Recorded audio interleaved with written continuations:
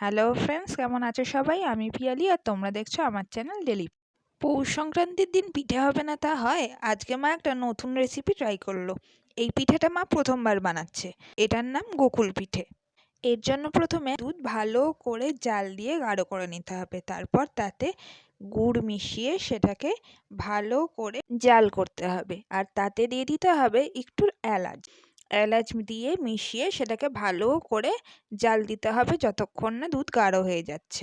এবার আগে থেকে ভিজিয়ে রাখা সুজি নিয়ে তাতে ১ বাটি ময়দা আর সেই বাটিরই হাফ বাটি চালের গুঁড়ো মিশিয়ে অল্প অল্প করে দুধ দিয়ে সেটাকে ভালো করে মেশাতে হবে। মেশানোর সময় তাতে দিয়ে দিতে হবে ১ চিমটে নুন।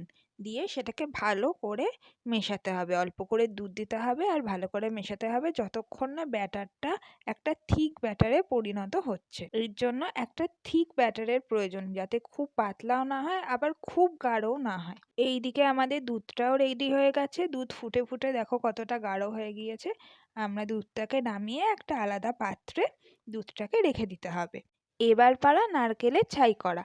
ঘরে আমাদের ক্ষীর ছিল না, তাই জন্য মা একটুখানি দুধ নিয়ে তাতে গুঁড়ো দুধ মিশিয়ে সেটাকে ভালো করে জাল দিয়ে একদম ঘন করে ক্ষীর তৈরি করে নিয়েছে। আর আগে থেকেই নারকোল কুড়িয়ে রাখা ছিল, সেই নারকোলটা এই ঘরে বানানো ক্ষীরের ভেতরে দিয়ে দিতে হবে।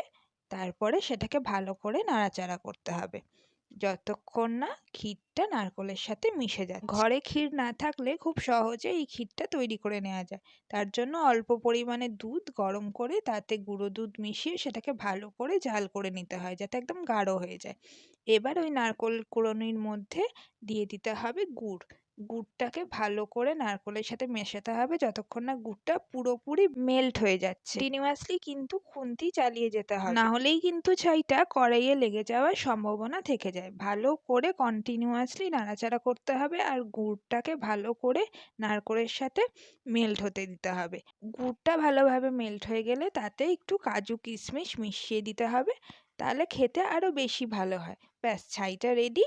এবার সেই ছাইটাকে নিয়েই গরম গরম থাকা অবস্থাতেই হাতে নিয়ে অল্প অল্প করে গোল করে সেটাকে হালকা হাতে প্রেস করে চ্যাপ্টা চ্যাপ্টা করে একটা শেপ দিয়ে দিতে হবে।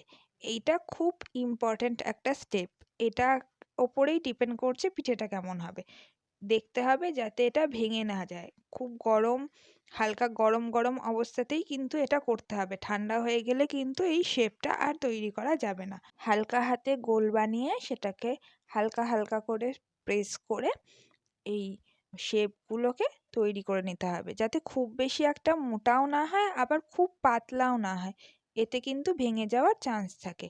এভাবে দেখো আমরাও একটা একটা করে তৈরি করে নিলাম। পুরটা করার সময় যদি একটু বেশি মিষ্টির দরকার হয় তোমরা চিনি বা নকুলদানা অ্যাড করতে পারো, তাহলেও খেতে খুব ভালো হয়। এবার কড়াইয়ে ভালো করে তেল গরম করে একটা করে শেপ নিয়ে আমাদের আগে থেকে বানিয়ে রাখা ব্যাটারটার ভেতরে চুবিয়ে দুদিকে ভালো করে ব্যাটারটা লাগিয়ে তেলের মধ্যে আস্তে আস্তে ছেড়ে দিতে হবে। এই সময় যদি ব্যাটার পাতলা হয় তাহলে কিন্তু বড়াটা হবে না। বড়াটা কিন্তু তেলেই ছেড়ে যাবে আর পুরো খাটনি ওয়েস্ট হয়ে যাবে। তাই ব্যাটারটা একদম সঠিক পরিমাণে সব নিয়ে ঠিক করে তৈরি করতে হবে। এই সময় গ্যাসের ফ্লেমটা একটু আস্তে করে রাখতে হবে।